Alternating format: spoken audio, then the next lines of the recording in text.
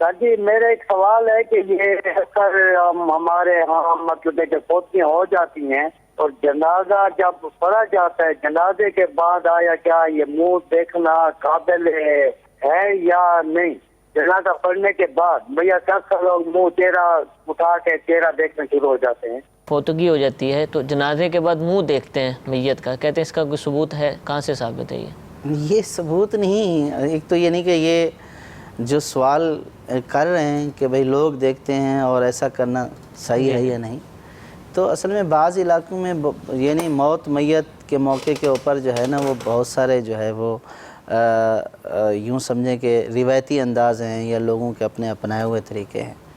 تو اب بہت سارے یوں کہتے ہیں کہ بس جب جنازہ اٹھا لیا گھر سے صحیح ہے تو اب اس کو جو ہے وہ قبر میں اتارنا ہے اور پھر اس کے بعد اب منہ نہیں دیکھنا ہے اس کا. تو یہ کنسیپٹ ہوتا ہے بعض جگہوں پر. تو اس لیے یہ پوچھ رہے ہیں کہ اب اس کی نماز جنازہ بھی ہو گئی، مسجد میں اپنا جنازہ گاہ میں پڑھ لی، تو اب کسی نے یہ بولا کہ بھئی مجھے اس کا منہ دکھا دیں، تو بعض جگہوں پہ اس کو برا سمجھا جاتا ہے.